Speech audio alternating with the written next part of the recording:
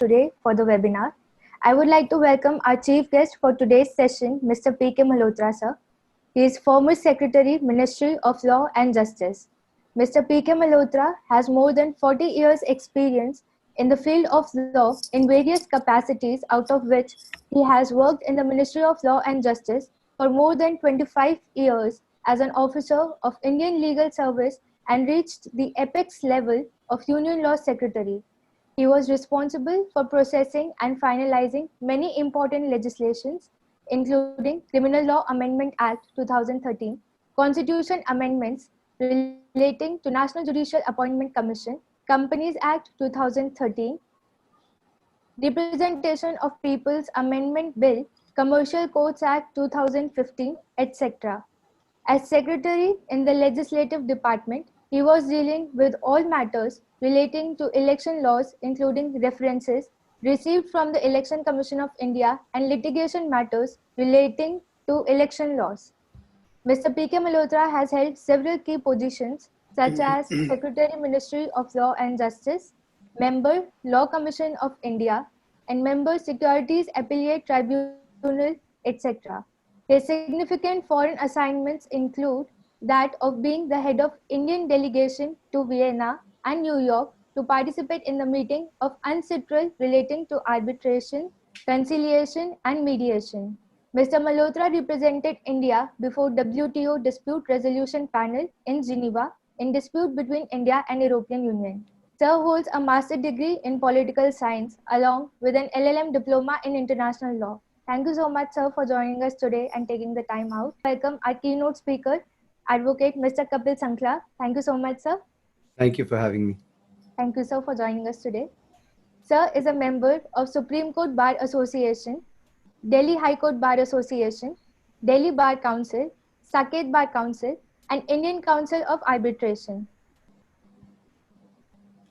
Sir is currently the managing partner of the firm Sankla and Associates. Sir has been in practice since 1999 and has been awarded the coveted Super Lawyer of the Year 2016.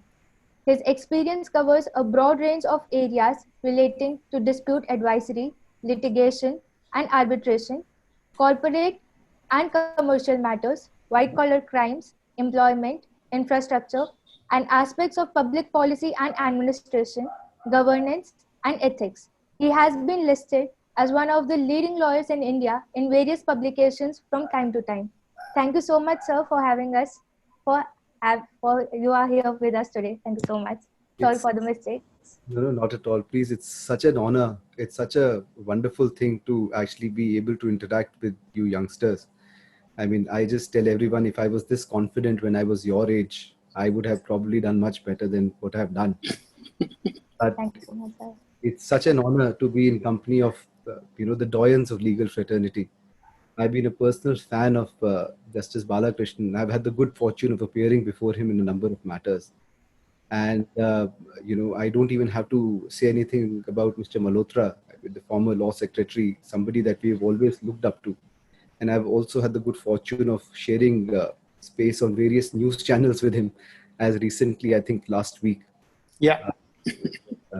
Mr. D.K. Singh, of course, that I have very high regards for. I've had the good fortune of meeting. You're all experts in the field of law. I am your junior. And despite whatever 2 decades, I am nowhere close to you. So I will try to give whatever little knowledge that I have about this subject. First of all, thank you, Mr. Singh. Thank you, Legal Joint, for this wonderful opportunity. It is wonderful to see you and organizations like yourself utilizing these period of lockdown to assimilate and dispense education and legal knowledge. I commend you for your efforts and your initiative, and I hope that organizations such as yours will be beacon of light, of high knowledge for young as well as experienced lawyers alike all over India. Before I start, Juvenile, please. Good evening, everyone. Welcome to Law Joint webinar on CBI investigation and trial proceeding. I welcome Mr. P.K. Malhotra, sir, former Law Secretary, Government of India, and Mr. Kapil Sankla, sir, Advocate Supreme Court of India, Without taking so much time, I request PK Malhotra sir to kindly inaugurate the session and say a few words. Sir, please. Thank you, Mr. Sorry to Rajendra Pal disturb you, Singh. sir. Thank you, Mr. Rajendra Pal Singh. Thank you, sir. Shri D.K. Singh, Advocate and Vice Chairman, Bar Council of Delhi. My dear friend, Shri Kapil Sankla ji, Advocate, Supreme Court of India. Rajendra Pal Singh, founder of the Law Point, a comparatively young institution, and that is one of the reasons which I thought that I must participate and share my thoughts and listen to the views of the experts who are dealing with this particular subject in the profession. And I'm also given to understand that Justice K.G. Balakrishnan ji, former Chief Justice of India, will also be joining us shortly. Distinguished participants in today's webinar, and my dear students who are very, very dear to me, and I think who are an important part of this webinar because they are the future of our country. I welcome you all to this webinar being organized by Law Joint. And Rajendra Pal Singh has been in touch with me for quite some time. And in one or two occasions in the past also, I got an opportunity to participate in some of the webinars organized under his leadership. And I tell you, I mean, the kind of responses which I used to get, that was one of the reasons that I couldn't say no to him when he said that on a Sunday evening, he is organizing a webinar. And the topic was also of interest because of the recent development in one of the important cases which are taking place. And every day it is being covered by the news channel. I'm talking about the case of the film actor, in which the Supreme Court also, in the case of Rhea Chakravarti, has given certain directions. Of course, there are experts who will be talking on this particular topic, but I just want to make general remarks. Before I come to the topic of the day, we all of know that the world is passing through a difficult phase, and COVID-19 pandemic has brought everything to a standstill for some time.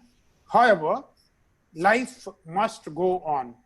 Therefore, the changes which are taking place, and I'm reminded of the first observation made by the Prime Minister when lockdown was declared. He said, "Jaan hai to jahan hai," meaning there should be total lockdown. But after we have prepared ourselves to deal with the situation, and our medical and other paramedical forces and other people who are in the front of dealing with the COVID, they were ready. Then the Prime Minister said, "Jaan bhi, jahan bhi." I think that was an important change which was brought. And under that changed scenario, we find that the COVID-19 has opened many new opportunities in the work culture. Now, holding of courts through video conferencing probably could not have come in the normal course at such a short notice. I think credit for this goes to, of course, we have problems with regard to COVID-19 and pandemic, but the credit for holding courts through video conferencing, I think fully goes to COVID-19. Secondly, work from home culture, which was an exception, has now almost become a rule. And holding of webinar instead of seminars are some of the developments which have taken place now in the recent past. And continuing education online is another development. And this webinar is also part of that particular event. Now, connecting us through this webinar from the comfort of our home or office is a new culture. And I know that it is going to continue for some time to come till the situation improves, in spite of the technical glitches which we may face sometime, and because of the digital divide also which it has created in the society. But I think in the time to come, all this will be taken care of. And my advice to all the participants here is, of course, it is being said by everybody, even by people from the medical profession, our leader also, stay safe, take care of your health, maintain distance, use mask when you are going out, and keep on doing sanitization wherever necessary when you go out. Now, with this precaution, which I said that because we are through a webinar, so we need not use our mask because all of us are working from our home. But yes, if we are going for a webinar, which is in normal course, I think we must take all those precautions. Now, coming to today's topic, I think this is a very, very important topic. And we have very distinguished two speakers who will be speaking on this topic. And I would just like to make some opening remarks. And talking about the CBI investigation or trial proceeding, the first question which arises is, why this topic? Is the CBI investigation and trial proceeding different from other trials which are conducted by the state police? I mean, if one has to say in one word, the answer is no, because CBI is also a police organization, but it is a police organization of the central government.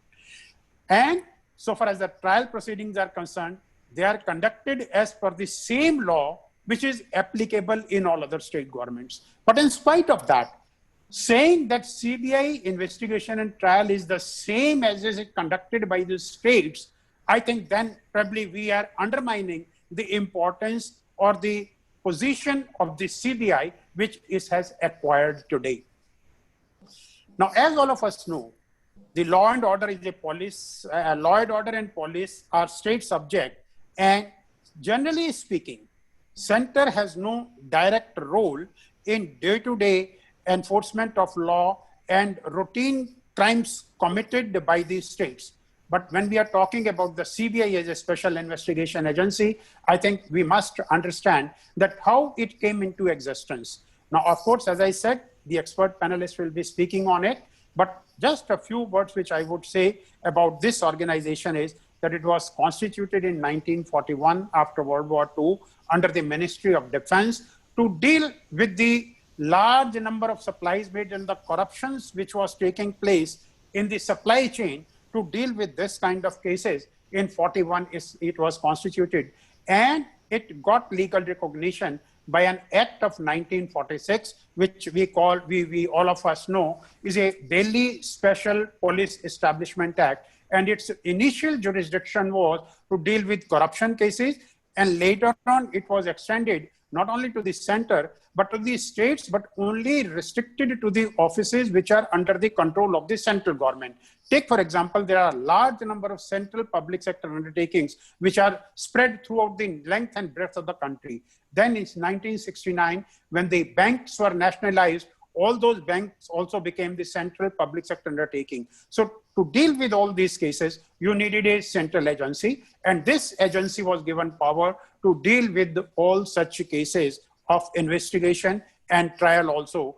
And slowly in the process, we constituted special courts also to deal with the CBI matters. Now, in addition, I'm making reference to Section 5 and Section 6, because by consent of the state government, even with respect to the matter which fall within the domain of the state government, can also be entrusted to the CBI for investigation. In addition, we have recently seen that the case of Riya Chakrabarti or Sushant Singh has also been given to the CBI by the Supreme Court of India. So as per the law laid down, the Supreme Court as well as the high courts, which are courts of record, can also hand over matters to the CBI for proper investigation. Now the question arises, why CBI? Why not state police? And I think that's a very important question. Once law and order is a state subject and state is doing it, and state is responsible for maintaining law and order as well as prosecution of cases, why you need a special agency? When a case is special, probably it needs to be given a special treatment. Probably it is fine that probably in the states, generally the political parties try to influence the police authorities because they have direct administrative control on the police department also. So this is one reason whereby the confidence of the common man gets shaken when it comes to a very, very important matter pertaining to the economy of the country, pertaining to the corruption cases, or very important political cases. Now, therefore, the CBI has been constituted as a special body, and it enjoys a special status and has been given a special treatment because the kind of facilities for investigation and trial of cases which are available with CBI are not available with the states, maybe because of resource crunch, or because of more autonomy, functional autonomy, which has been given to the CBI. Now, some of the important points which I would like to highlight, of course, the distinguished panelists will be speaking about it, are that professionalism in the CBI in handling cases is much better as compared to the professionalism which is enjoyed by the state authorities. Secondly, the CBI has a multi-layered supervision on investigation of cases, and it has got a separate investigation wing, and separate prosecution wing. And in addition to that, when cases are tried in the special CBI courts, there are independent PERVI officer to ensure that the case takes progress in accordance with the norms laid down under the law. The officers of the CBI, they come from state's police cadre on deputation, and they are not influenced by the state authorities or the political body. It has got its own training center, which is in Ghaziabad, which is a state-of-the-art center, and anybody who is given investigation, he is first given a 6-month training in the CBI Training Institute in Ghaziabad before he can start investigation of the cases. And in addition to that, so far as the investigating officers are concerned or the prosecutors are concerned, the CBI has got its own internal surveillance mechanism, which brings the CBI on a higher pedestal insofar as investigation and prosecution is concerned. So all other procedures as laid down in the Evidence Act, CRPC are followed by CBI, but because of the status given to it, and because of the infrastructure and the facilities which are available to it, and because of the autonomy given to the officers in handling these cases, the CBI enjoys a better confidence among the masses when it comes to trial of cases. And the number of cases which CBI has to handle is much less as compared to the number of cases which state police have to handle. Therefore, they can devote more time on its investigation. Now, in spite of all this, there have been cases, there have been issues when CBI has also failed to dispose of the cases or come to the final conclusion or help in trial of the matter expeditiously, because many a time either the cases are given to the CBI at so late that either the evidence itself has been destroyed, or probably the kind of cooperation which you needed from the witnesses, that is not forthcoming. So I think there are certain issues with regard to functioning of the CBI also, but by and large, functioning of the CBI is much better as compared to the functioning of the state police, and therefore, I think people have got more confidence in the functioning of the CBI. Based on this, you may be knowing that even the central government have constituted a separate agency in the center, which is known as National Investigating Agency, which deal with the crime relating to terrorism in the country. It's a specialized agency, again, created by the central government. Of course, I remember when this law was being made, there was a debate in the parliament, there was a debate in the public domain that why there should be a separate central agency in the central government to deal with cases relating to terrorism. Now, because the terrorism affects the nation as a whole, it doesn't affect a particular state. So therefore, during the power from the international conventions and the law which we have, probably this kind of power was given, and another central agency was created for trial of cases more particularly relating to terrorism. Now, I don't want to take much time, because I know if I take more time, I will be encroaching upon the time of the distinguished speakers who will be going into the greater detail of it. Thank you very much to Law Point for inviting me and chairing this particular session. I would definitely like to hear the views of the two distinguished panelists who will be speaking on the subject, and then I'm open to answer any of the questions which will be asked by the participants, along with the responses which we may get from the two distinguished panelists. Sankla sir, sorry to disturb you, sir, that time. No, not at all. In fact, Now you can start the session, sir. Thank you. It is such a pleasure. Thank you. And I'm very sorry. It reminds me, in 2000, I was doing a CBI trial, very, very big. It was all over the papers. And now Justice Bharyok was then the special CBI judge. And I remember I was a very young lawyer, and I would start off even before the CBI prosecution would start their argument. And I would always get a scolding. So I came up with a strategy. I would start my argument to say, my lord, everything against me that CBI can argue is this, and now I want to meet it. That was the only way not to get scolding of the court. I think I still haven't learned my lesson. Thank you. But such a pleasure hearing Mr. Malhotra. It's always a pleasure to. On the lighter side of it, old habits die hard. Absolutely, sir. Absolutely. That is why I said still haven't learned my lesson. No. But okay. But to come back to the matter at hand, before I talk about CBI trial, there is something that I wanted to share with you about criminal law system, and something that is extremely close to me. We all understand that criminal law is fast evolving. There are various groups, organizations, associations. Many of them, unfortunately, because of their theoretical knowledge, are pandering to public perception that delay in criminal trial is a result of defense's dilatory tactic. And this is more so in CBI matters, unfortunately. There are also various pressure groups that I see nowadays with these white papers, etc., being written, asking for seriously curtailing the right of the defense as a misguided strategy to otherwise higher purpose of speeding up the criminal trial. In my humble opinion, both these strategies are misfounded, and they are dangerous incursion upon the democratic and constitutional right of the common man. You see, I honestly believe that time-bound trial is a wonderful way to ensure that criminal trial is concluded within a reasonable period of time.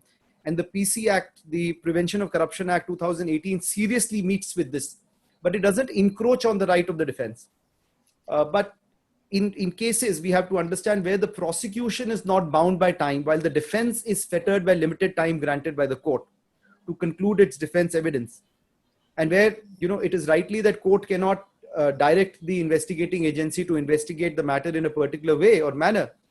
But the investigating officer is not duty bound to disclose the complete evidences that has come to his knowledge and possession, and allowing him to file only those documents which, in his view, are relevant to the case or takes his case forward, are, I think, serious breaches that we have to meet.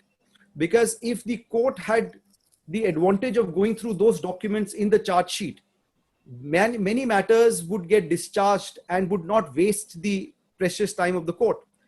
Because at the end of the day, when you consider what is the meaning of taking cognizance of a matter, means the court is applying its mind for the first time in a matter. And the court does not have the advantage of going through the entire set of documents or the entire set of evidence. That evidence that can show, unimpeachable evidence that can show that the accused is innocent or that there is some other theory in the case. And the IO not being duty bound to disclose that document, in my personal opinion, as a defense lawyer, is unfair, not only to the defense, but I think also to the court. Then, of course, there are issues that we are now facing where Section 91 CRPC, wherein the IO can issue summons to produce document or other things, is used to curtail the right of the accused under Article 21, Subclause 3, the right of silence, golden principle that the accused cannot be made a witness against himself. And I hope that, the important stakeholders, the real stakeholders of criminal judicial system, the defense lawyers here, the distinguished guests, people who deal with these issues day in and day out, somehow stand up to this, would speak up, would get these vital issues to the knowledge of the ears of the powers that be. It is my hope and endeavor that this organization, its members, its participants, everyone today will take up these relevant issues and independently or collectively help towards getting better laws, fairer laws, laws which are truly representing our democratic processes and our constitutional rights. We've handled, I don't know how many CBI matters over the years, and matters which have been in media trial. And there is something very common that I've noticed that a defense lawyer should do. He should give up the joy of being an aggressive lawyer if you ever want to be on the defense side. Because you see, when you handle a matter that's being also parallelly being handled in media where the public perception is against you, you will only cement the court's perception that your client is a powerful man, that your client has done something wrong. And that prima facie view that the human side of the judge would be against you, and you don't want that. So when you're in the court, when you're handling these matters, and most of the CBI matters are also matters which are being parallelly handled in the media, also suffering media trial. you should imagine, as I do, imagine myself to be like water, focused, trying to cut the rock, water, focused, with tenacious resolve, always prepare to meander into a domain that the judge asks. So being very, very sure about your case, being very, very prepared about the facts of your case, so that you're never at loss to an answer. And I think if you have all of that, then the first step to being a defense lawyer on the criminal side, handling either matters pertaining to CBI trial or matters pertaining to in media trial, is something that you can easily handle. Mr. Malhotra has rightly given a brief overview of what is the similarity and difference between CBI and state police, but I'll just meet it once again. Like CBI is just like any other investigating agency. It is bound by CRPC, where it investigates matters pertaining to IPC, and in special statutes where the investigation or trial follows CRPC. But the difference between CBI and local police is also substantial. Where police is a state subject, the CBI answers to the center. And therefore that part that distinguishes the state's powers as state subject as per constitution does not affect the CBI being a creature of the act which has come subsequent. CBI answers to the center. It has powers and functions all over India because of the act under which it operates. It handles matters under special statutes. For example, the Prevention of Corruption Act, which is one of the major functions of CBI. That was the original function by CBI, was incorporated in the first place. And the punishment that may be followed or the trial that may be followed would be under the special statute, unless until the common statute or the general statute or CRPC, either in totality or in part, is taken into consideration. CBI is much better equipped. So therefore, any matter pertaining to CBI, there's a higher chance of forensic and latest scientific technologies being used.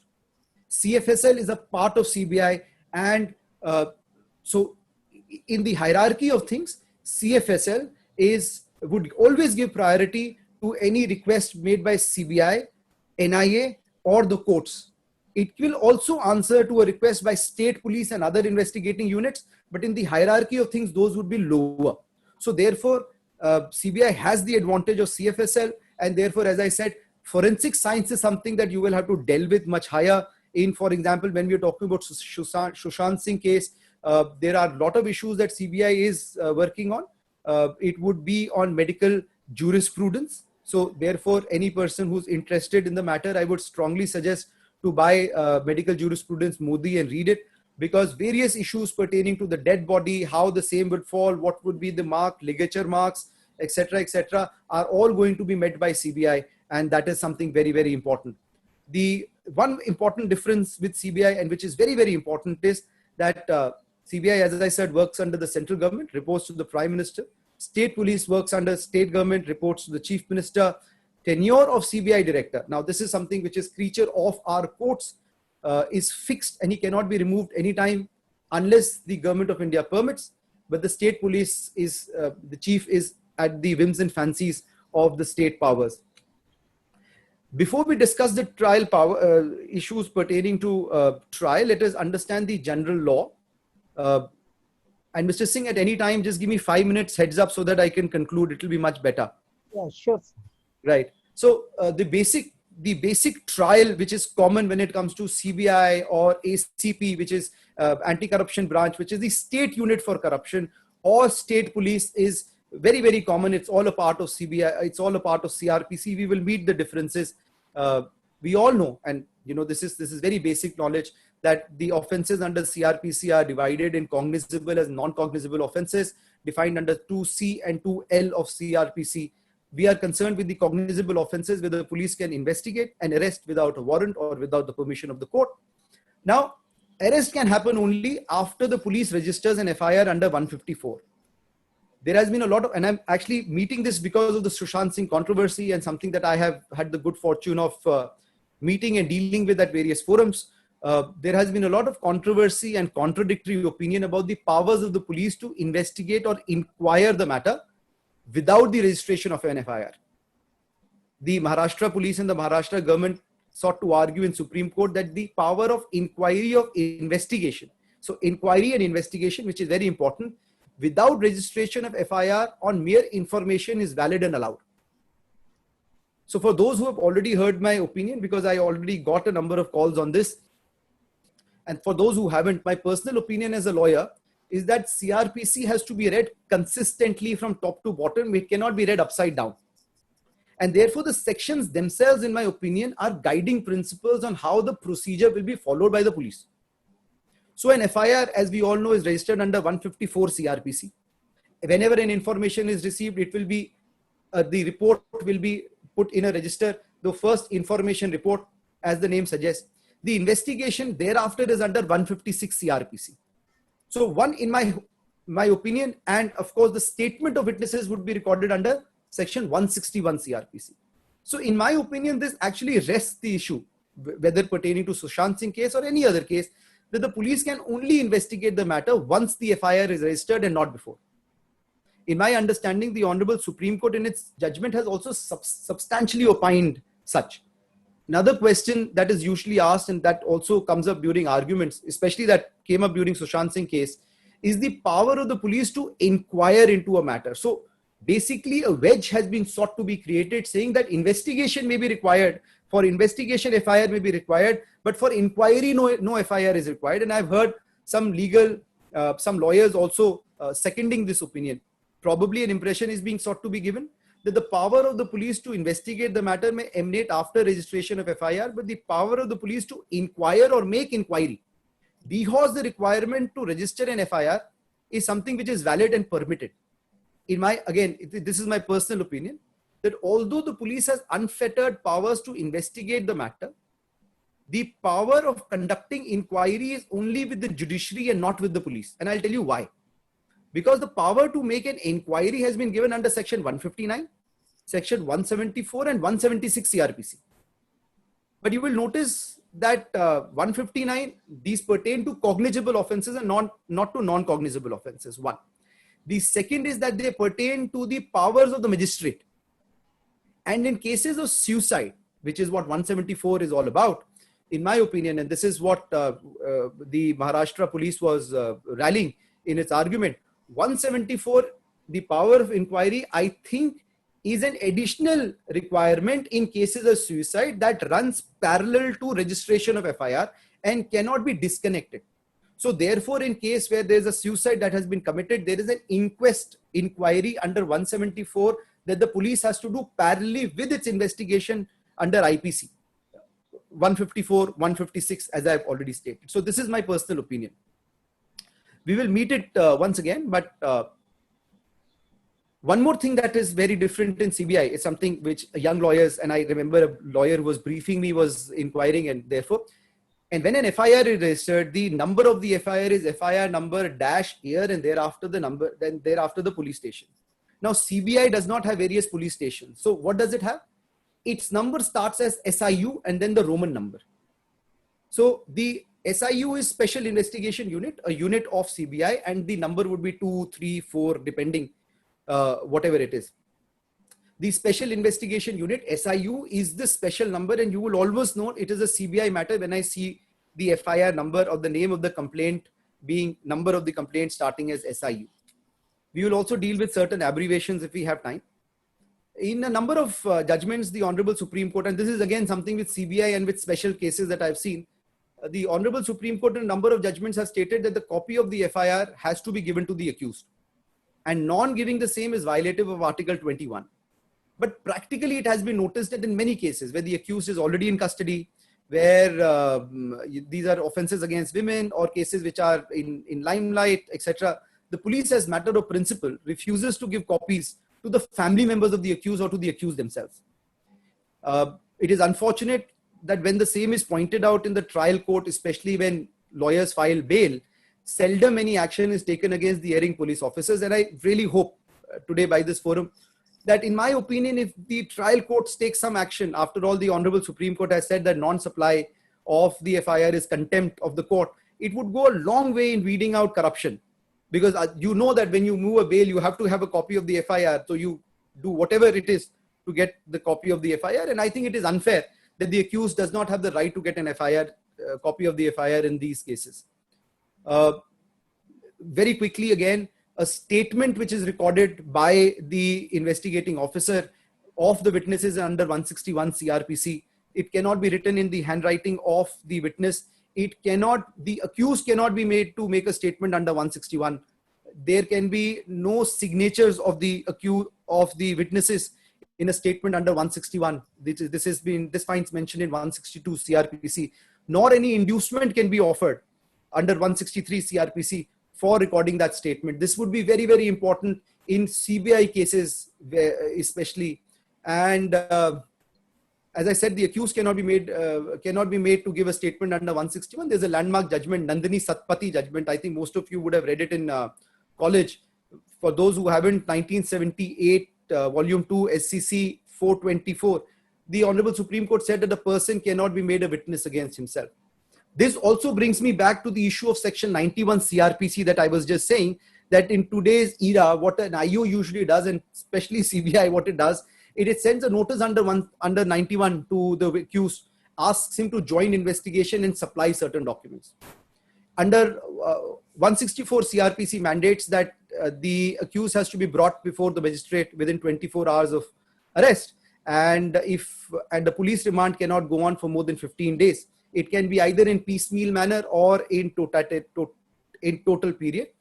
Thereafter, the accused will be in judicial custody. 173 mandates that the charge sheet has to be filed within 60 days of registration of FIR in all cases, exception being cases with 10 years and above, death cases or heinous offenses where the limitation is 90 days. If the accused is still in custody, he would be entitled to bail, which is called compulsory bail. And here is something which is one of the darkest chapters of CRPC, as I was saying, that when the charge sheet is filed, there is no mandatory requirement for the IO to give the entire evidence that he has collected, the entire evidence even which protects or saves the accused. He is only duty bound to file that document that in his opinion takes his case forward. I sincerely wish that something could be changed, because when we're talking about CBI, which is one of the premier investigating agencies of India, we cannot take them to be like the opposite party who will create a case under any circumstances against you, and that the prosecutor will also be a persecutor against you. After all, there are chances of discharge, and CBI matters goes on for years, though the PC Act has substantially now curtailed the time which is taken. Coming to CBI, as rightly said, that it was established in 1963, it drew its power from the Special Police Force. It was brought under the Ministry of Home Affairs, or the Home Ministry. In 1943, a special police force was constituted. It was under the Delhi Special Police Establishment Act of 1946. And its current avatar is what is known as CBI. There is a resolution of 1963, which under the Delhi Special Police Establishment Act, thereafter set up CBI. CBI originally had 6 divisions. One was, of course, the Investigation and Anti-Corruption Division, which was under the Delhi Special Police Establishment, the Act, where, as rightly said by Mr. Malhotra, the whole purpose was to catch people committing bribery, corruption, etc. after World War II. Then there was a Technical Division under which various other subdivisions were created, including the section that educates and trains officers. There was a Crime Records and Statistics Division. There was a Research Division, Legal and General Division, and an Administration Division. In 2001, there was a 7th division added, and there was a restructuring. First became the Anti-Corruption Division, and then became the Economic Offences Division, which was dehorsed anti-corruption, but took care of larger issues, the scams, as you and I know. Then came the Special Crimes Division, that of course took cases which pertained to terrorism, hawala, various other issues, etc. Then there was a Directorate of Prosecution, Administrative Decision, Policy and Coordination, and Central Forensic Science Laboratory. 2 very important takeaways. In India, the investigating unit is disconnected from the prosecuting agency. So in most of the cases, the prosecutor, the public prosecutor, only gets to know what the case is when the charge sheet is filed, or usually before that, unless and until it is a big case and the opinion of the prosecutor is taken before the charge sheet is filed. Now, the disadvantage here is that the IO is not answerable to anyone till the time the charge sheet is filed, and then the charge sheet is tested. in case where the prosecution division is connected with the investigating agency, there would be stronger chances of matters being settled. The issues pertaining to pleading guilty, the prosecutor giving a negative opinion or making a stronger case, or making sure that weaker evidence or evidences which have been created at times by the investigating officer are not put forth. CFSL is a very, very important part of CBI now. It is an important, very important evidence in the criminal justice system for successful administration of justice. It is being used not only by CBI, but as I said, by NIA and other organizations as well. There is a long need. The only problem with CFSL is that it is not bound by time to file its report. Now, two things happen. One, the matters take place, the investigation itself takes place years because CFSL hasn't filed its report. And since the IO is duty bound to file the charge sheet within 60 or 90 days, he is then entitled to file a supplementary charge sheet whenever CFSL files a report.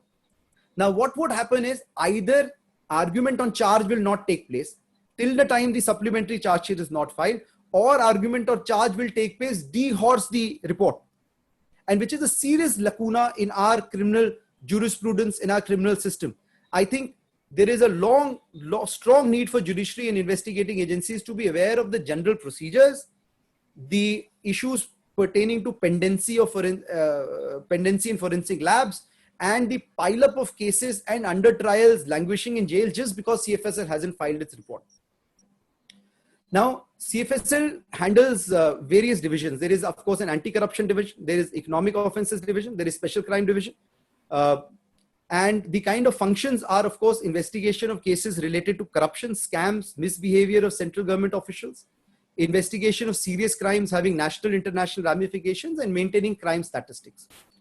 Now, a question that is usually asked, especially being asked in Sushant Singh case again, was how are matters referred to CBI? Now, CBI can take over investigation of a criminal case registered by state police in following situations. This is dehorse CBI's original powers of being able to take care of investigation on its own, but there are various checks on CBI for that. So there we are talking about matters that it takes from state police would be one. The concerned state government makes a request. The request is made to the central government. The central government agrees to it. The central government usually takes an opinion or comment from CBI before giving that consent. The state government can issue a notification of consent under Section 6 of DSPE Act, and the central government issues notification under Section 5 of DSPE Act. This is what was argued on the issue of whether CBI has powers or not. And this has been argued in Guwahati High Court, in Assam High Court. In fact, there's a very interesting judgment of the Guwahati High Court that has challenged the very existence of CBI. The matter was subsequently stayed by the Honorable Supreme Court. But it is a wonderful judgment to read for people who are interested in doing these matters, because this goes to the very root of existence of CBI and where CBI's powers emanate from. After which, very important, the Supreme Court or the Honorable High Court can in any matter order a CBI inquiry. That is a completely independent power of the Honorable Supreme Court or of the High Court. The trial court does not have that power. But the trial court can refer a matter and then it can be taken up. CBI cannot suo motu take up investigation, as I've already stated, except in union territories, it being a central subject, except in union territories, but only under Section 2 of the DSP Act, in offences which are notified under Section 3 of the DSP Act. So something that you can read. As I've already stated, for CBI to take investigation of a matter which is in a state requires prior consent of the state as per Section 6 of the Act, and a central government can of course authorize CBI to investigate, but only with consent of the state government, where the consents have been given, which is a very general, it's like a general power of attorney that has been given. The existence of CVC is very important in any matter where CBI is involved, and the existence of DOPT is also very important. So in most of the matters that we do under Prevention of Corruption Act, there's a lot of argument about sanction, whether the sanction has been rightly given, whether the sanction was refused, and under what circumstances was sanction given again. CBI has hotly contested the role of CVC as an agency having power of supervision and superintendence. It is settled that CVC shall be responsible to oversee the functions of CBI in order to ensure its efficient functioning, while the government will be responsible for overviewing CBI and keeping an eye on it with respect to its mechanism to ensure impartial working. So CVC is responsible to review the progress of all pending cases moved by CBI for sanction or prosecution of public servants, especially in those cases where there has been some delay. Now, the Honorable Supreme Court has, of course, given guidelines. Those have been substantially met in the 2018 amendment as well. But coming back, the central government takes all measures necessary to ensure that CBI functions effectively. Thus, just for us to understand, the power of superintendence of CBI related to investigation of offences under the Prevention of Corruption Act lies with CVC. And in other matters, it lies with DOPT, Department of Personnel and Training in the Ministry of Personnel, Pension, Grievance of the Government of India. This is a ballpark idea for you to understand. Before we start talking about PC Act, it is also important to have a brief overview of anti-corruption laws in India. And when you talk about the CBI matters, even those matters which are under PC Act would have sections of IPC always in it. So one would be, of course, Indian Penal Code, section 161 to 165A, which deal with corruption. The Delhi Special Police Establishment Act, as we just said, which is now created an organization that we all know as CBI.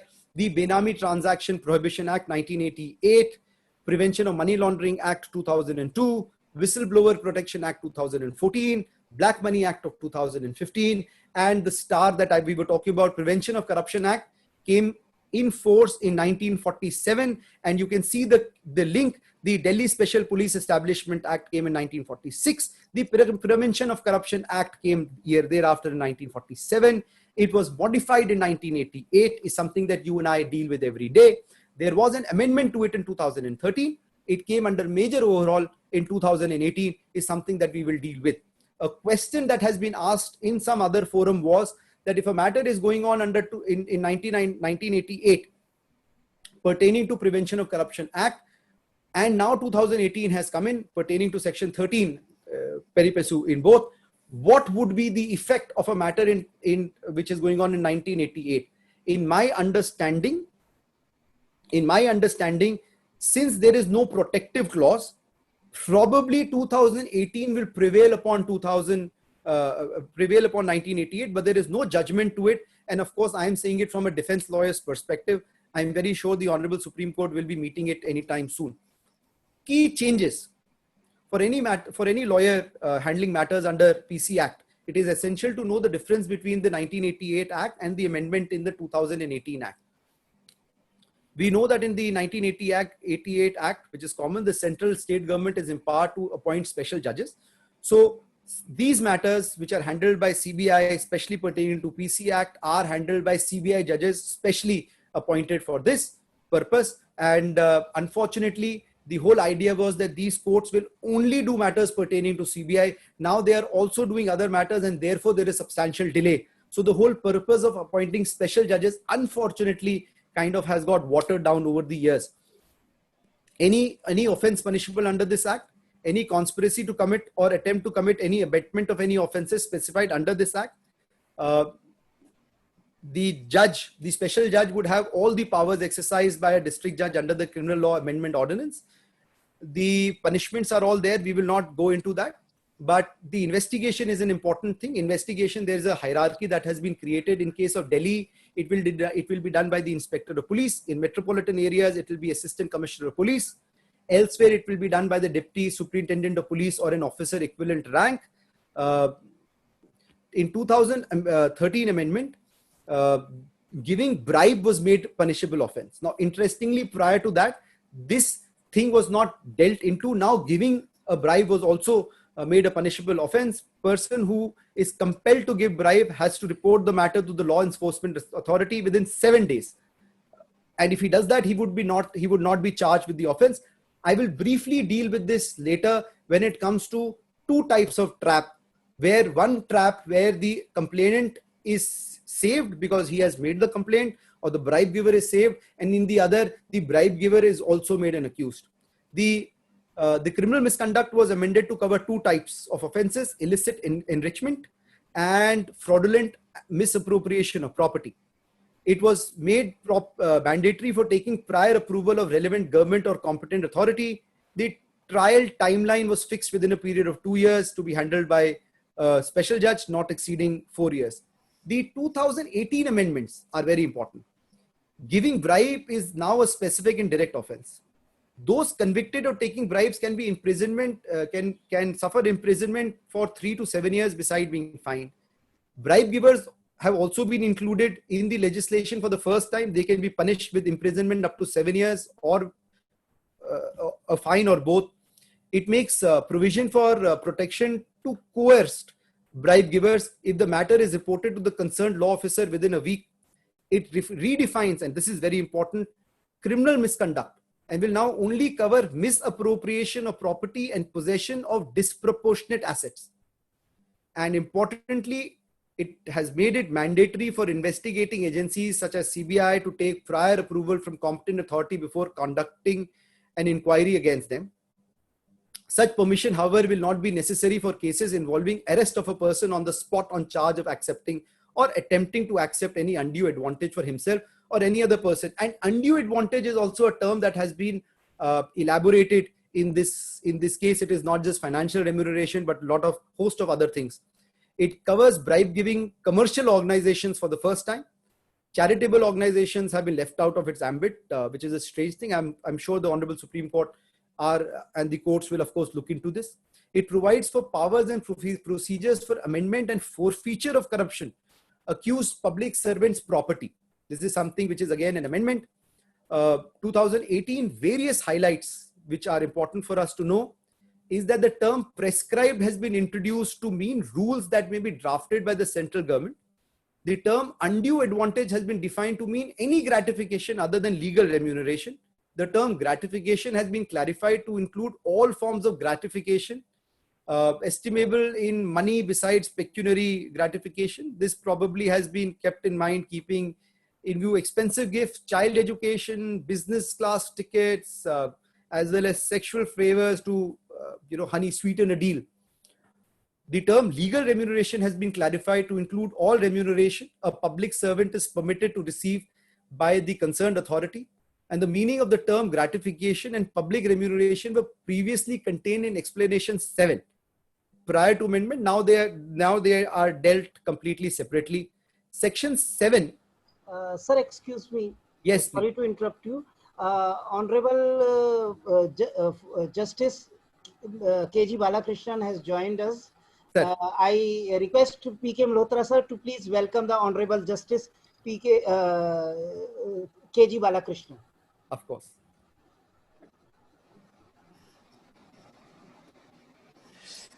Good evening, sir. It's a pleasure to have you in this webinar on CBI investigation and trial proceedings. Sir, you have always been our guide and mentor in all these seminars and webinars which are being conducted, and your word of wisdom are always a guiding force for the young lawyers as well as the students who are the lawyers of tomorrow. Sir, I welcome you to this webinar. Thank you. I know, sir, you have been busy in some other assignment, but still you could spare time and join us. We welcome you, and we have the pleasure of having you here. And we will be hearing your view after the panelists have spoken, sir. And you will be looking for your words of wisdom after the panelists have spoken on the topic. Thank you. Welcome, sir. Welcome, sir. Thank you. Thank you. So now you can start, sir. Sorry. Before I say anything, I would just like to thank my Lord.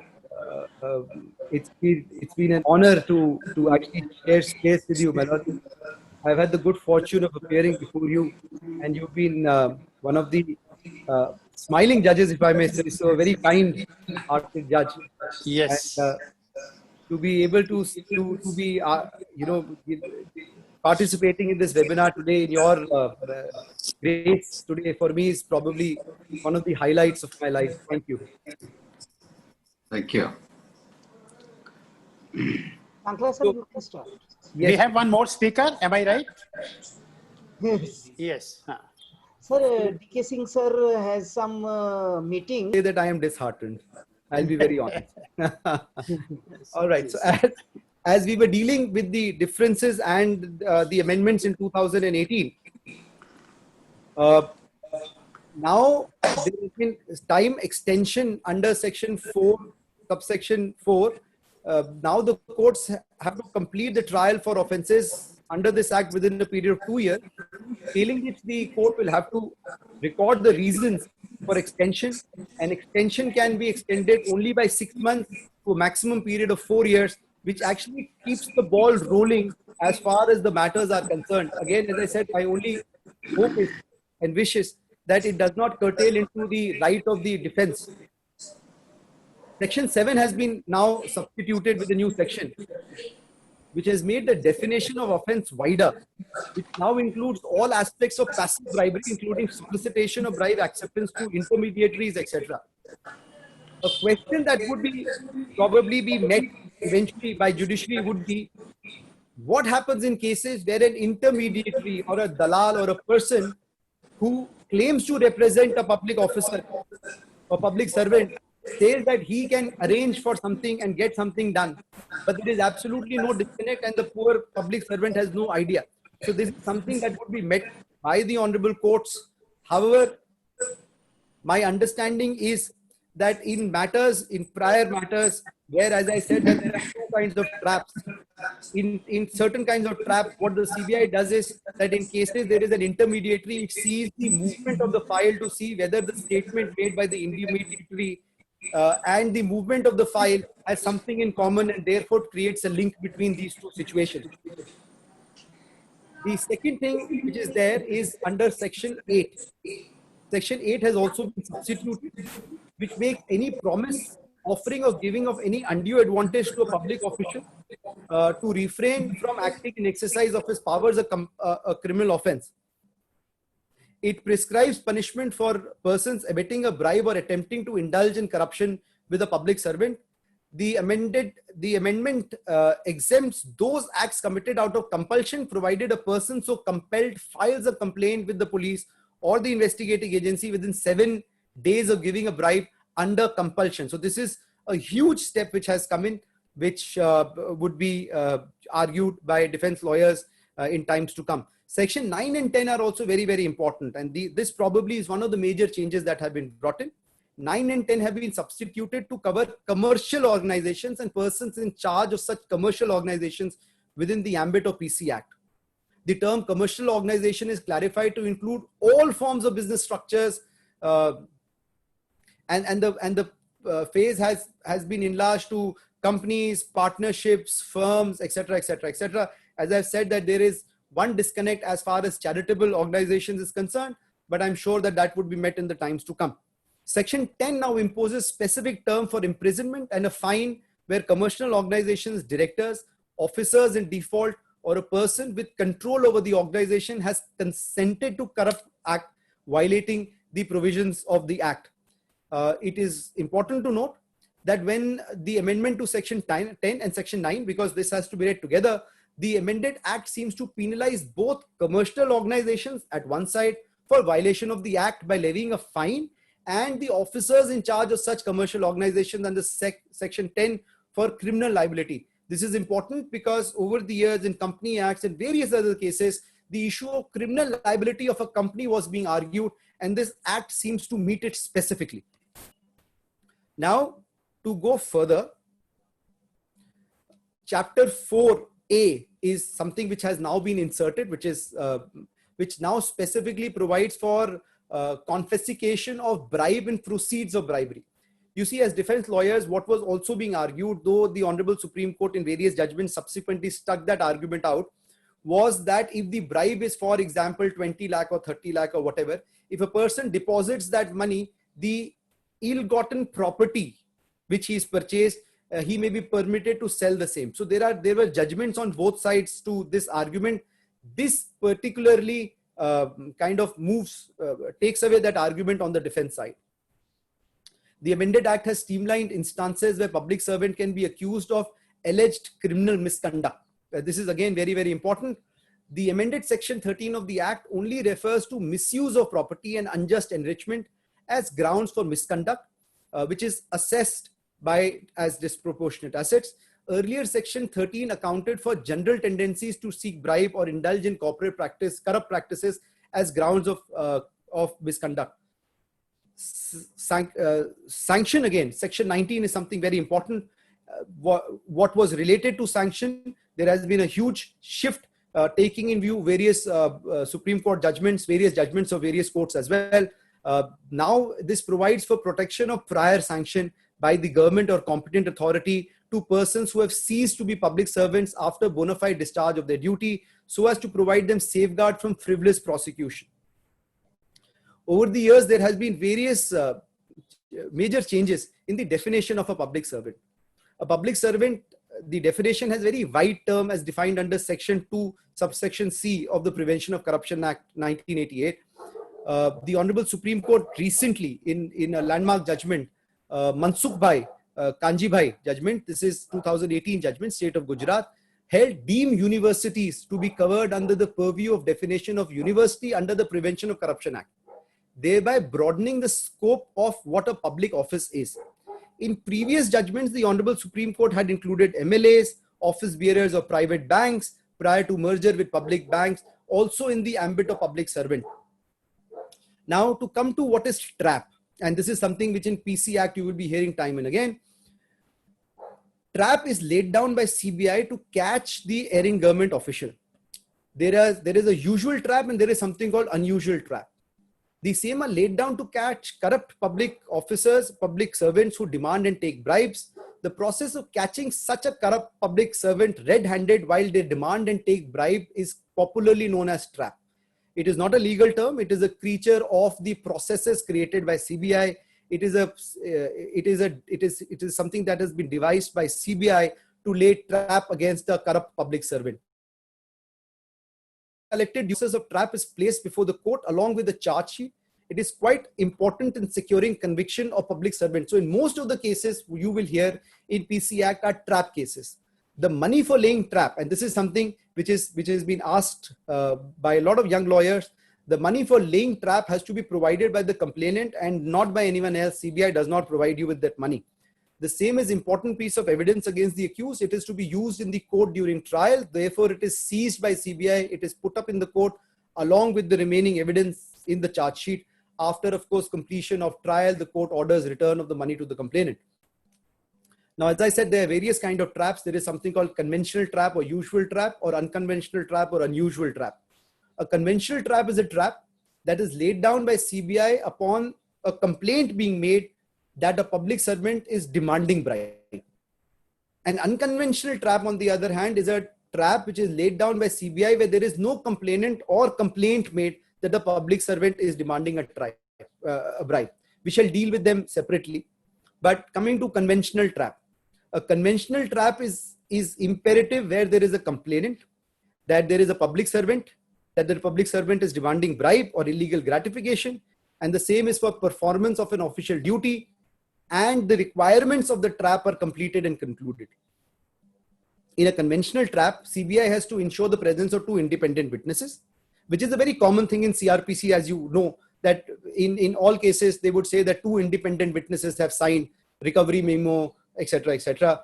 A trap laying officer, which is different, a shadow witness, again, which is unique, who shadows the complainant or the bribe giver.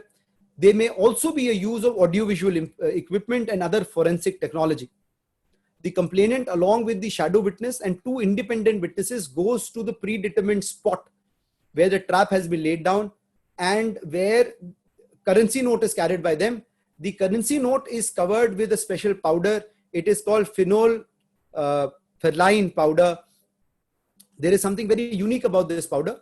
When the public officer accepts the powder covered notes, the complainant then signals to CBI. And let me just say very quickly that, CBI is not the only authority or the investigating organization in cases of corruption cases.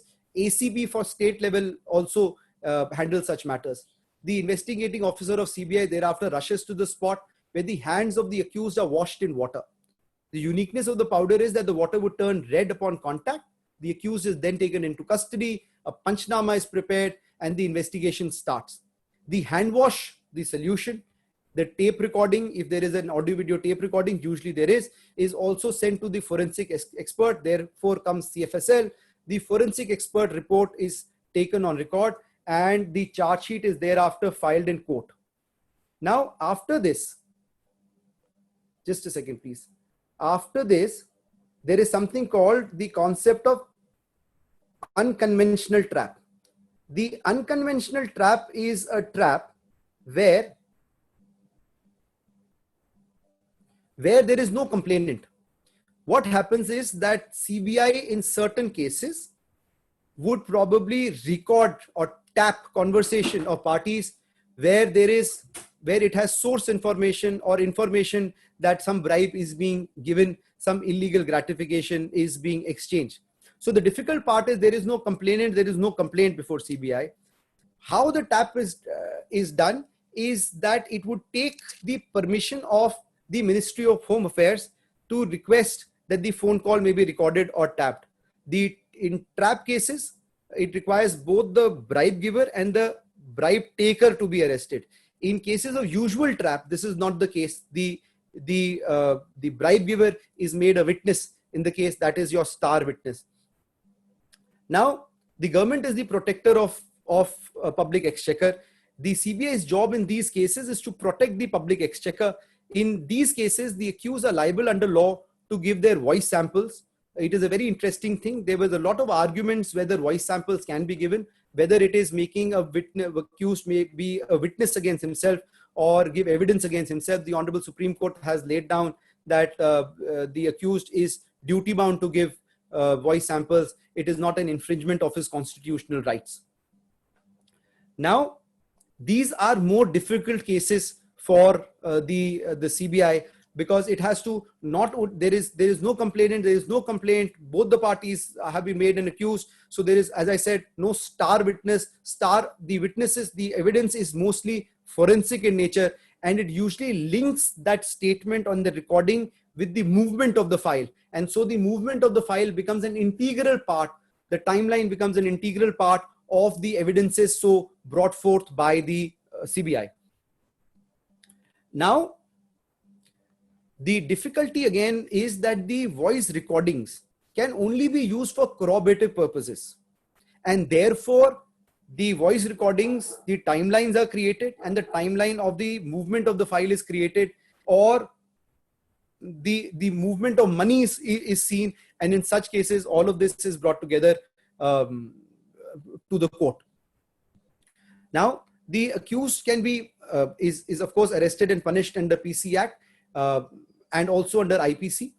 As I've said that the bribe giver may also be punished in certain cases. The touts and middlemen, as I've also stated, can be punished under Section 8 and 9 of the Prevention of Corruption Act. The public servant is also punished under Section 10 of PC Act. Now, as I was saying that there is very quickly that there has been a lot of controversies and questions pertaining to the very existence of CBI. The Guwahati High Court has already given a judgment which is now stayed by the Honorable Supreme Court. The matter is there in the Honorable Supreme Court. There have been a lot of instances where the Honorable Supreme Court has delved into the issue of powers of CBI and the role of CBI. 1970, the Honorable Supreme Court had an occasion to examine the same in case of Management of Advance Insurance Company Limited matter. In this case, the Honorable Supreme Court came to a conclusion that CBI was a police force not only for union territories, but also for other states. As I have stated, that we will go back to the Act. The Act has been amended, and therefore the various duties, responsibilities would be read in the light of the Act itself as so amended. In that judgment, the Honorable Supreme Court went on to specifically hold that CBI was entitled to conduct investigation under CRPC, which it still does, it being the General Act. The Madras High Court also came to a conclusion independently in the judgment of Muhammad Hussain, where it basically said that CBI will not have any power or jurisdiction in any state without the consent of the state government, which is what the Maharashtra government in Sushant Singh probably was also seeking to argue. With regard to requirement of consent under the DSP Act, it was found that a mere letter was sufficient to confer jurisdiction on CBI to investigate offenses in the state, and there was no particular form for grant or denial of such consent. As I said, you can take it as a general power of attorney given by the state to the center to investigate matters, and this is what is being done. Now, coming back, as I've stated that Section 7A and Section 8 in the amended 2018 Act, in the earlier Act, the private individuals could not be prosecuted under the PC Act. By way of this amendment, by incorporation of Section 7A and Section 8, they have offenses have been introduced, prosecution has been introduced against private individuals. For prosecuting under this section, it is immaterial whether the public servant has been influenced or not.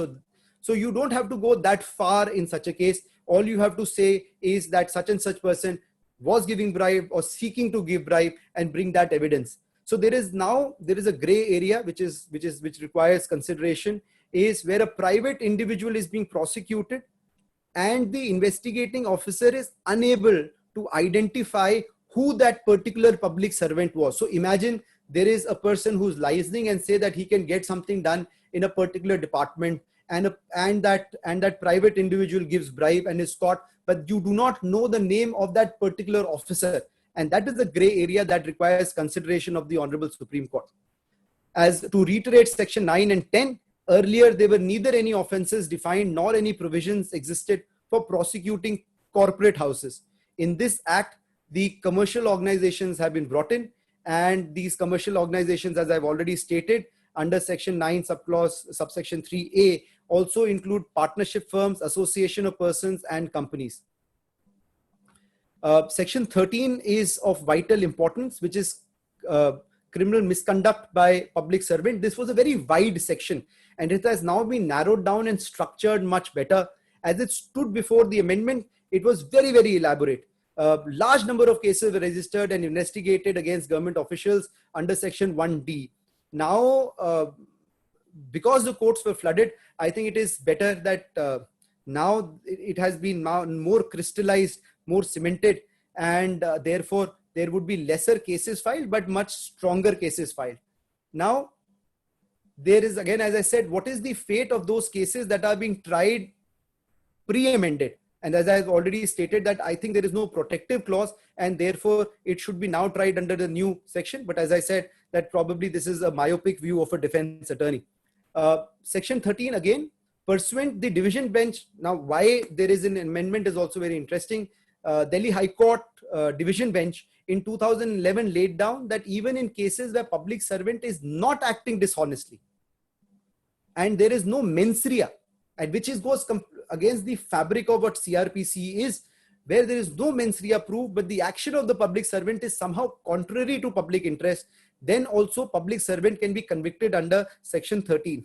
This was the famous Sukram case, where basic issue was that there were certain public servants who did certain acts which may either be negligent or non-application of mind, or even otherwise in routine, which benefited certain politicians and certain other people. The question was, when they did not know that their act is benefiting somebody else, will they or can they still be punished?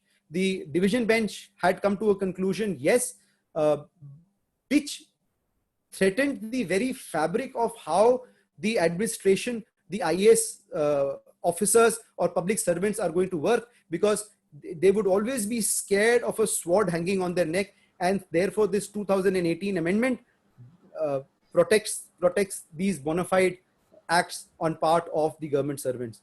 Also, the offenses have now been narrowed down under new section of Section 13. It is said to be committed only when the public servant misappropriates something that belongs to the government and is entrusted to him, or illicitly enriches himself or herself.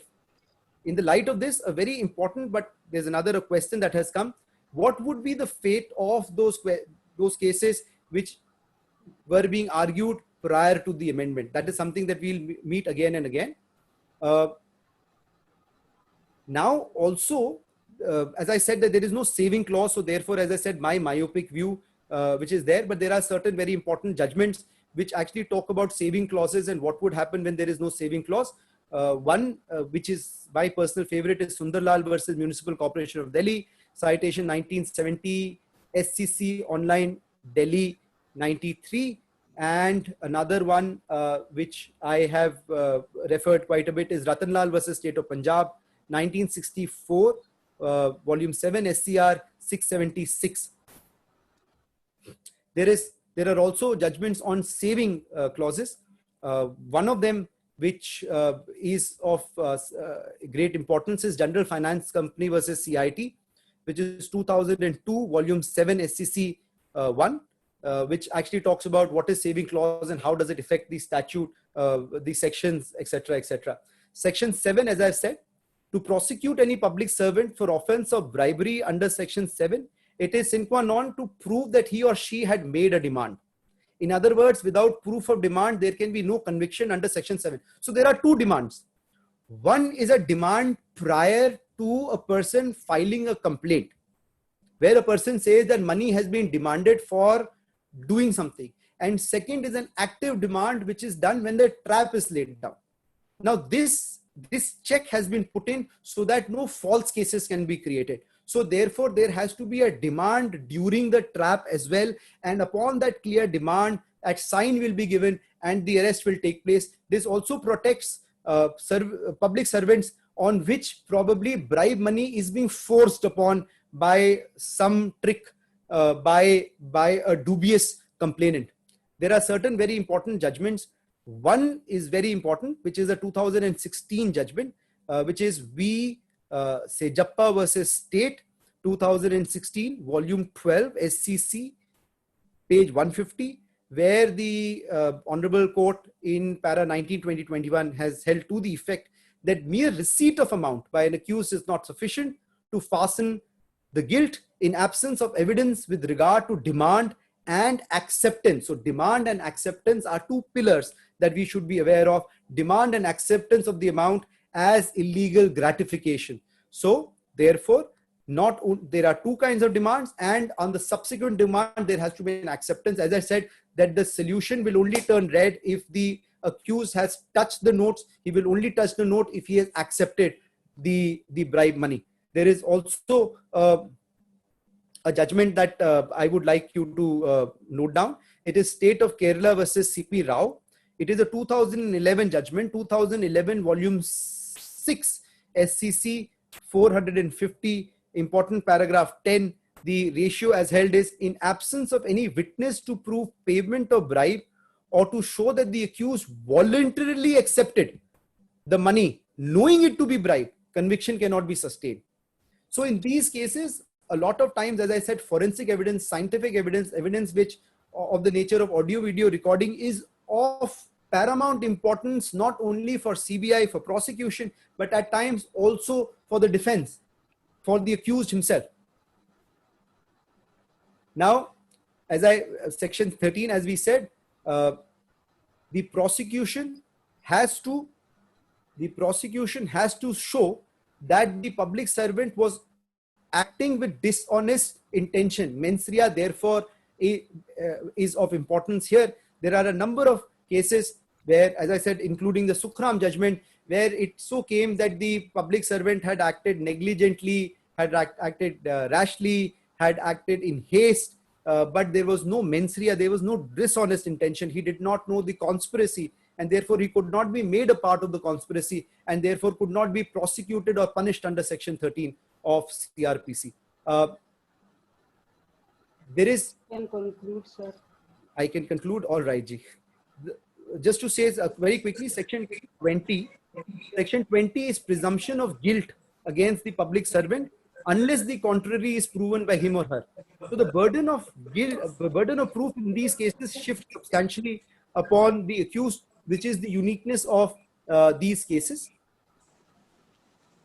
In the end, I would just like to say two things. One, of course, when we were meeting sanction, previous sanction is necessary for prosecution. By this amendment, it is applicable only to serving officials and not officials who have retired. This protection is provided by statute to public servants, whereby the court has been prohibited to take cognizance of an offence against a public servant without taking prior sanction of concerned authorities. sanction was a double-edged sword till now. There were various judgments on both sides.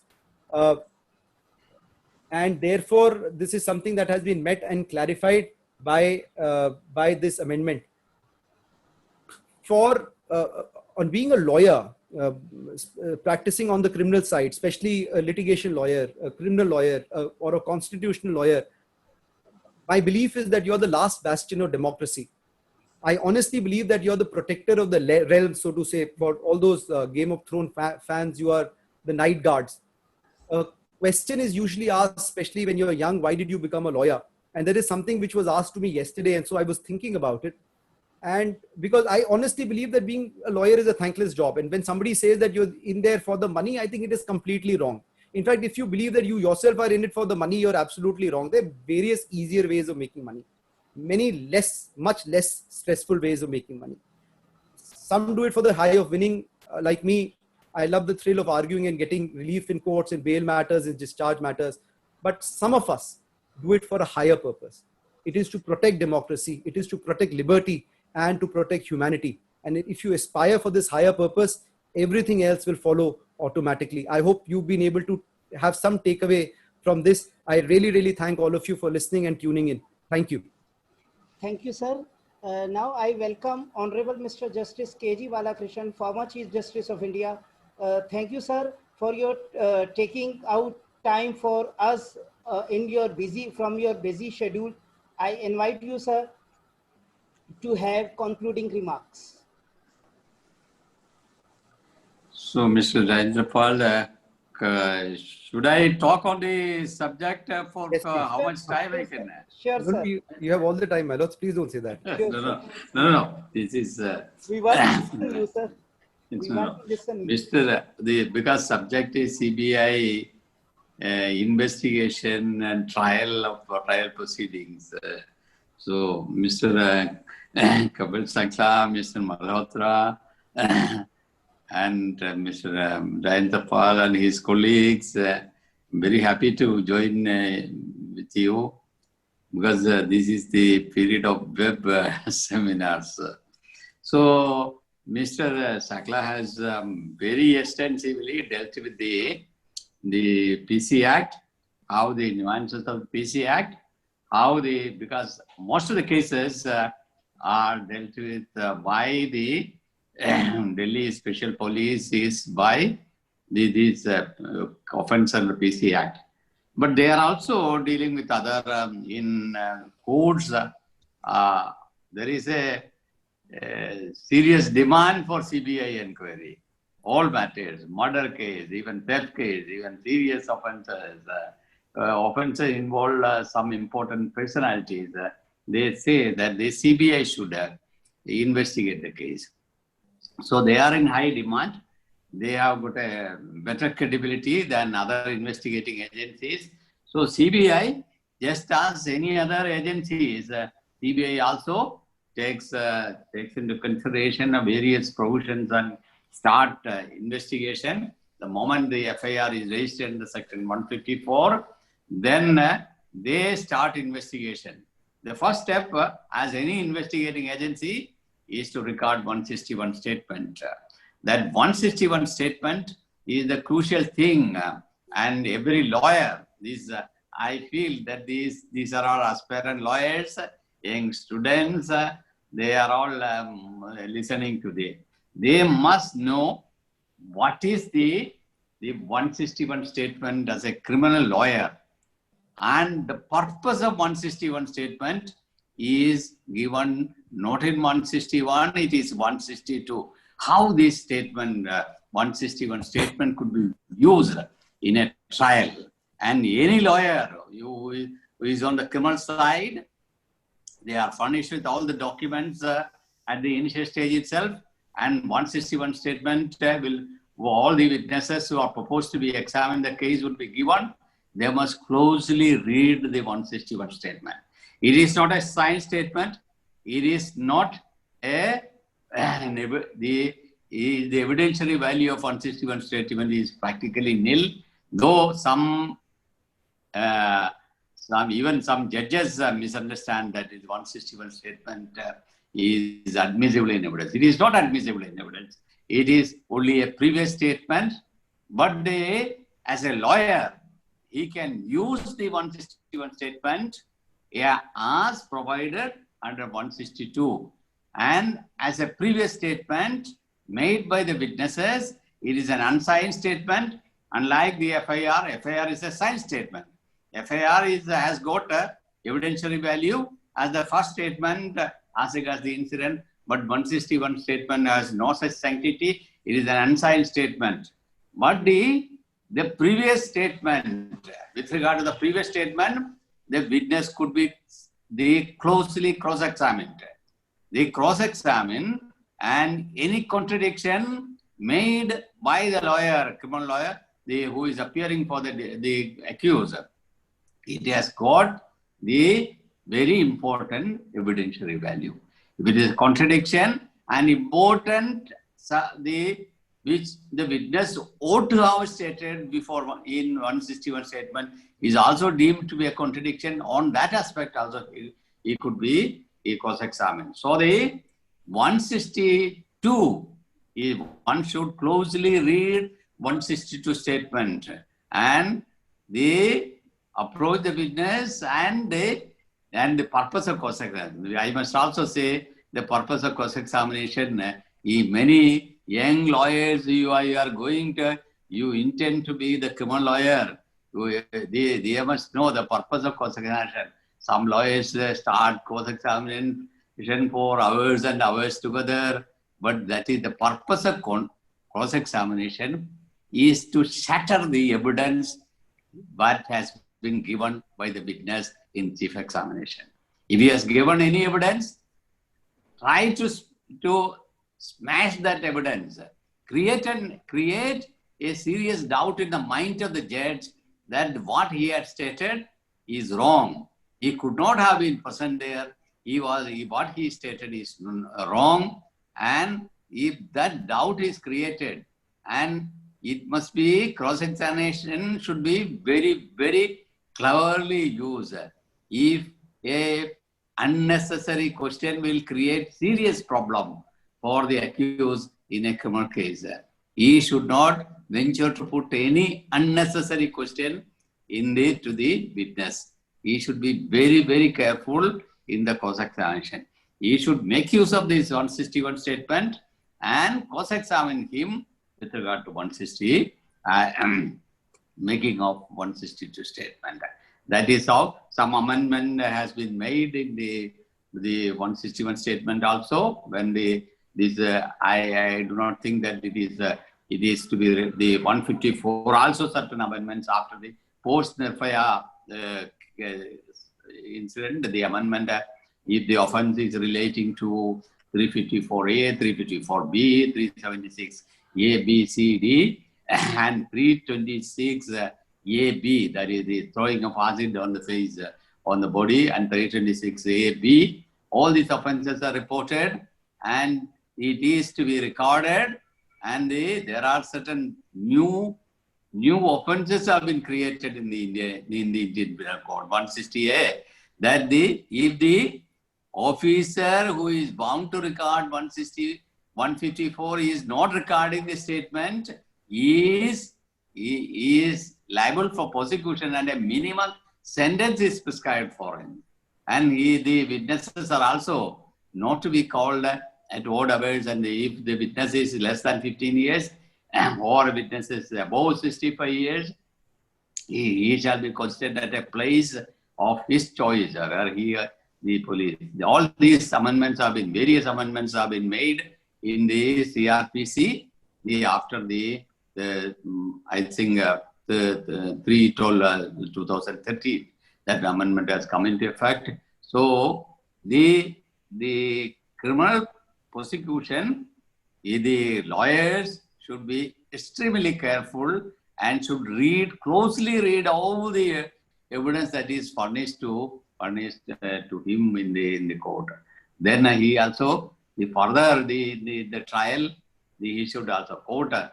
From the point of view of court, there are certain provisions which is how the charges are framed, how they check, what are the charges to be clubbed, what is, suppose if there is a criminal complaint, is a complaint and a police charge case, what are the steps to be taken by the magistrate if there is a criminal complaint and in the course of the trial it comes to know there is already a complaint and the investigation is in progress, the magistrate should stay the proceedings and both the cases should club together and they should proceed as if it is a police registered case.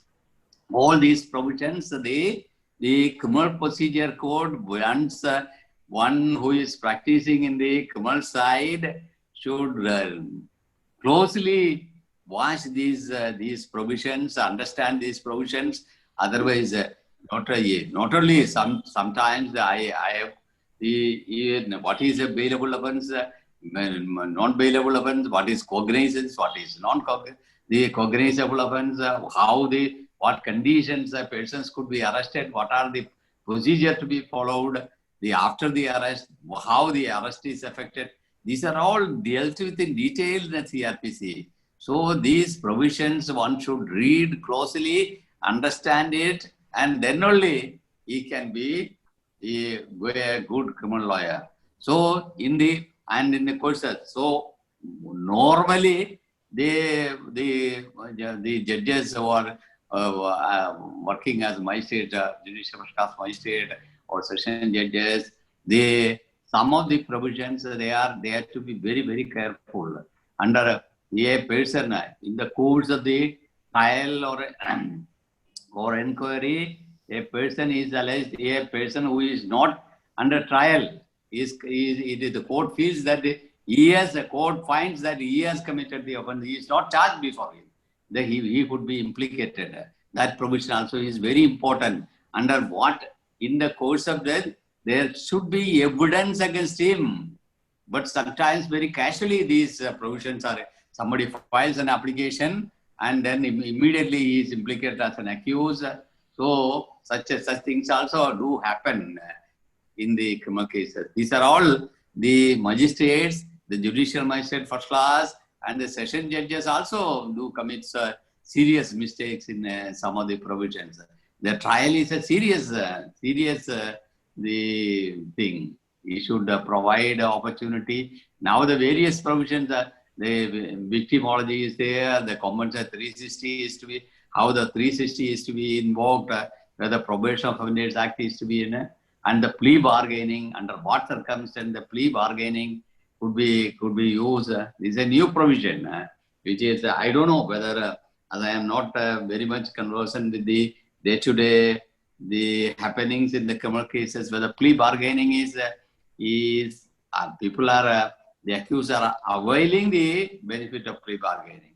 If it is not an offence coming under the death penalty, the punishment is not death penalty, life imprisonment, or the less than 7 years, not more than 7 years, if these three offences are excluded. So the rest, the accused can voluntarily make a opt for plea bargaining. Notice should be given to the victim, notice should be given to the prosecutor. Then the court can consider and come a sort of mediation, come to a settlement.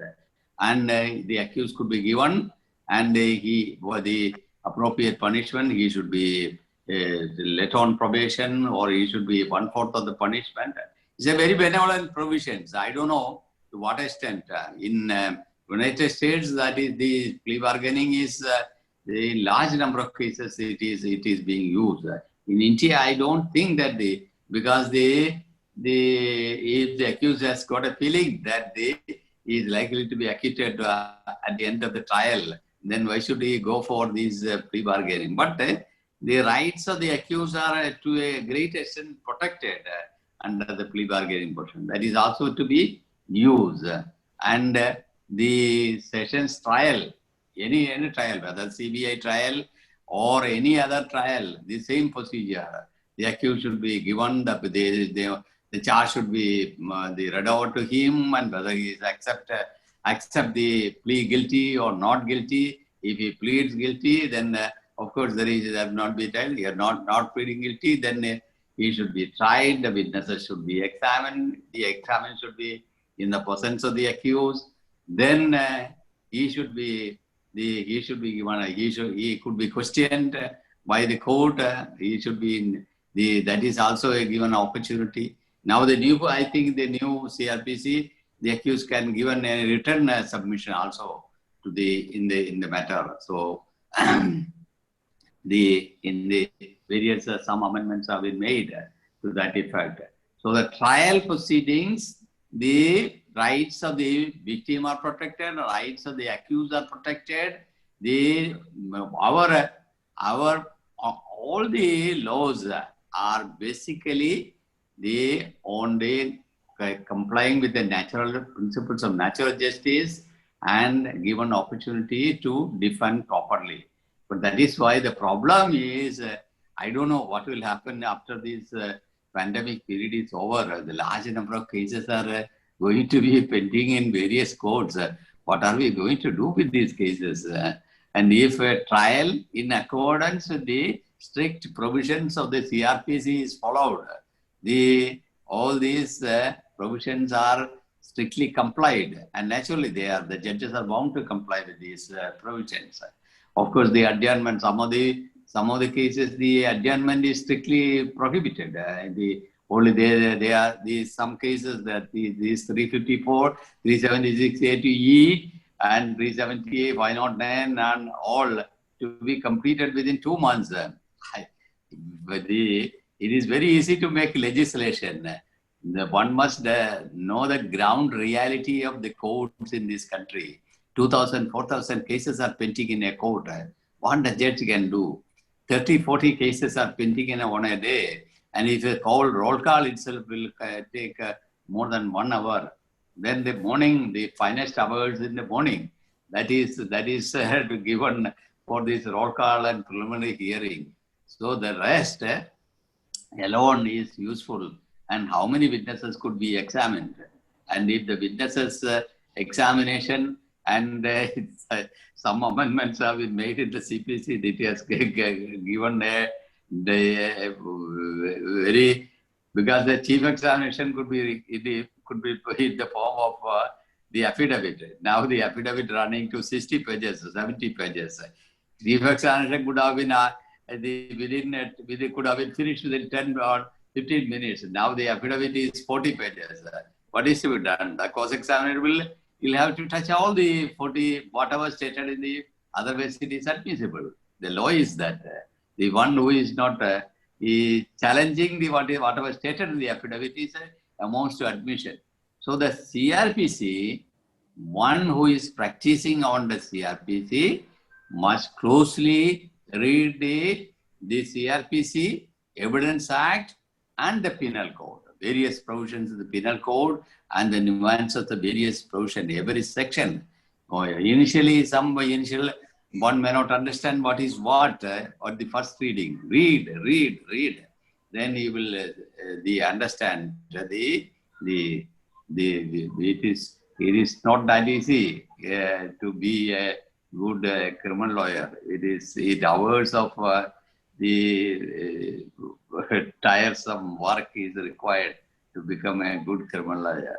And that too, he should perform well in the court. That is also a basic thing.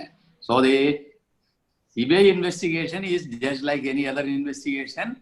But my experience is the CBI investigation, they examine large number of witnesses. So that is one CBI should get the whatever cases they don't leave any witness. They examine all the witnesses. Takes time. And when I was holding charge of the Chief Justice, the director of CBI came and he said there is only 15, 20 years old cases are pending in the CBI court. So then I said, it is a very sad situation. So then I made a request that it is not only one court in each state that is required, at least we should have 60, 70 courts, CBI courts should be, especially because the CBI courts alone are competent to conduct the trial of cases which are investigated by the CBI. So thereafter, then Prime Minister was kind enough to take initiative. Some 50, 60 new codes were established. So that is why. But now, even that 60 codes are also not sufficient to cater to the needs of the accused or the. There may be some old cases, more than 10-year-old cases, but certainly be in there. Ms. Sakla would be able to know that how the pendency is, how much pendency is in even the Delhi CBI courts and all. We should at least in every metropolitan city there should be CBI court. That should be the ideal situation. Then only we would be. But the trial investigation, their investigation, they consider their credibility. They are able to maintain the credibility of the investigation. They are sought after people. So they have got well-trained people in the investigation is a very, very serious thing. It should be very cleverly or at the right moment. We should do the right thing. Otherwise, everything will escape notice of the authorities, and we will not get the proper evidence, and we will not be able to see that the accused is one, and that is one thing. Of course, the trial is any other case. Trial is, and CBI special judges are mostly they are senior session judges. In all the states, CBI judges are senior special judges are there. So they know the procedure. They would be only thing that they must devote more attention and should act quickly. They should speed up the trial procedure. Then only it would be we would be able to complete we do justice to we should do justice to the state, justice to the accused, justice to sometimes the victim, and most of the cases are as Mr. Sakla pointed out, under the PC Act, defalcation of or any other case or the bank, cooperative societies, or these days, and voluminous documents are there. So in most of the cases, that is one thing because it is very not by a simple murder case. It requires the proof of every item of evidence. So it is difficult. So the CBI cases are by and large it's difficult, and they have got special counsel and commission prosecutors are there. They should also enhance the quality of their prosecutors and include more and more very talented young lawyers in their team take and complete the trial. Anyway, it is you have chosen this subject, and I am happy that I could talk about the CBI and the investigation. Then the investigation, we can have so many. Even one provision is we can talk for 1 hour. So this is only just going around beating about the bush about various provisions of trial. So it is only just pointing out these facts. It is very difficult to talk on the trial of CBI cases. So, Mr. I hope this is sufficient to for your purpose. Thank you, sir. With your permission, can we take 2 or 3 questions as we have short of time? Of course. Sir, one question is from Ms. Latika. Once the charge sheet is filled in the court by police without completing investigation, just to help accused, how can a complaint ask court for reinvestigation after charge sheet is filled?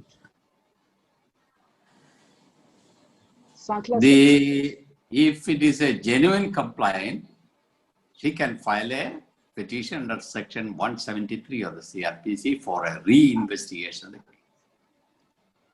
But it is not that easy. The court should, you see, in the process of investigation, they examine large number of witnesses. They may be citing as 10 or 11 witnesses, but they may be questioning sometimes 80, 70 witnesses. And culling out all these materials, they find this so and so. Investigation is. So the outer periphery, you may see that it was not properly investigated. They must have investigated. And the court, unless very strong case is there, normally the court does not allow the re-investigation of the case unless serious injustice is caused to the parties. Then only the re-investigation is allowed.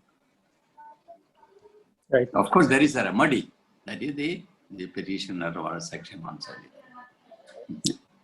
Sir, there is a question for Sankla sir. What if a FIR is registered and the concerned police station or IO not giving FIR copy to the accused or his family? What should a person do in such situation? As in the beginning of the webinar, I had pointed out that this is an unfortunate situation. That despite the Honorable Supreme Court in plethora of judgments saying that this is the constitutional right of the accused, and that not supplying of FIR would be a contempt of the court, it is regularly seen that in many matters the police is still not giving copies of the FIR, especially in heinous offences or where the accused is already in custody or matters which are in limelight. And I said that, at the time when you have to apply for bail, then a defense lawyer would do everything possible to get a copy of the FIR, which kind of endorses corruption. And therefore, it is my genuine hope that once this situation is brought to the notice of the trial court, which is regularly brought before the trial court, the trial courts may be more open to taking these erring police officers to task. Our endeavor always is to move an application to the court and bring that fact before the notice of the court, even when we are moving a bail application, saying that the bail application is without the copy of the FIR as has not been supplied by the IO/police. Unfortunately, no action is taken against them. And as I said, that the Honorable Supreme Court has been very consistent in its view. And I really hope that the trial courts actually take some action against such police officers so that that corruption and that kind of high-handed arbitrariness is removed from the prosecutorial system. Move an application, that is something that we do. Sir, there is a question for P.K. Malhotra, sir. Is there any time limit for CBI to conclude their investigation?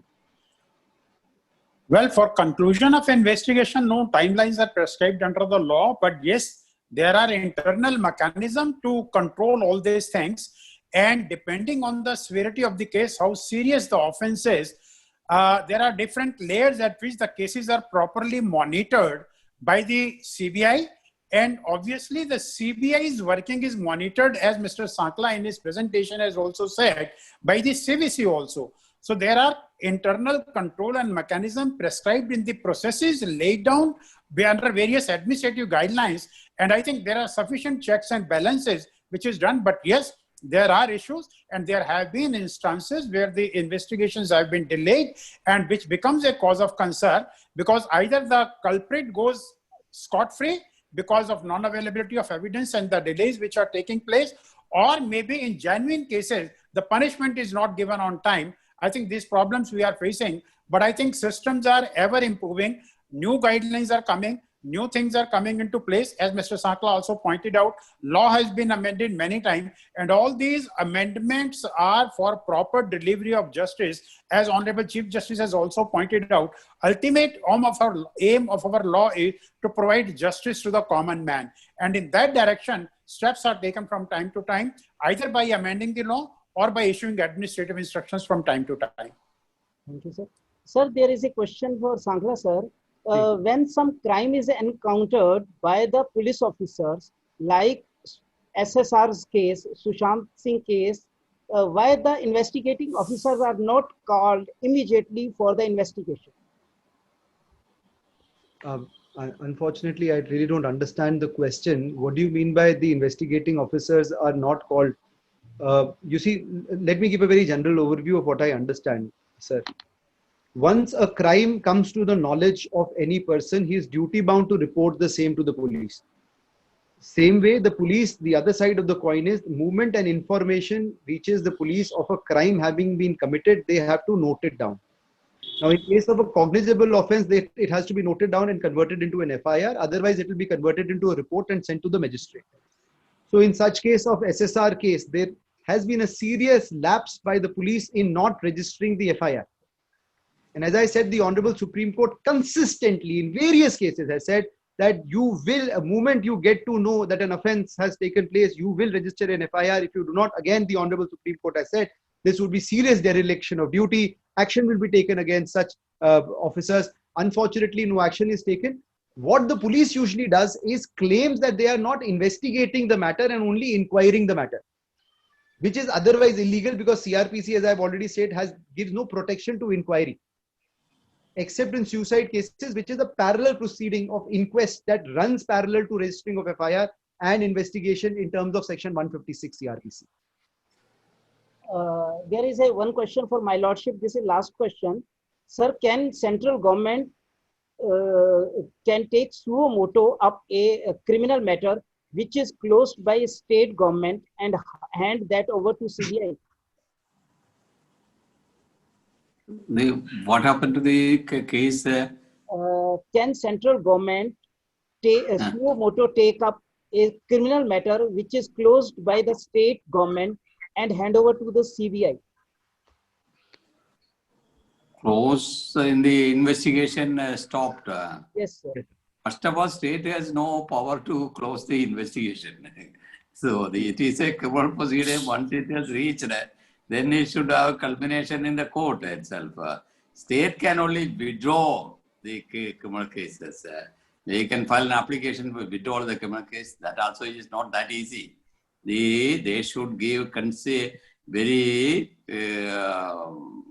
reasons, good reasons for withdrawing the case to prevent enmity between the groups, for public justice and all that. So wider, the state can withdraw it.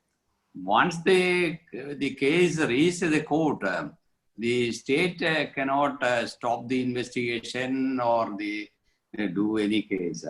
Once it is withdrawn, then there is no question of the central government. Probably once in doing the process of investigation, whether a case registered in the state, whether it was taken over by the CBI, that may be the question.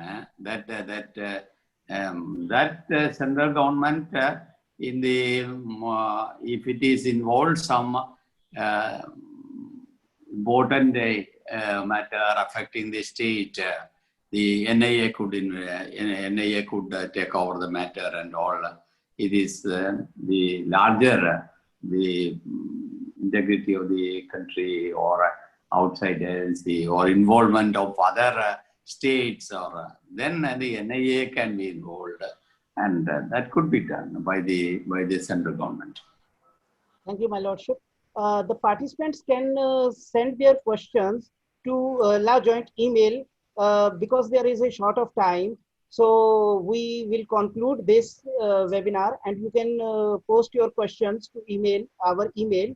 So we will post to Sankla sir and to P.K. Malhotra sir and to Honorable Justice sir for to whom you want to ask the questions.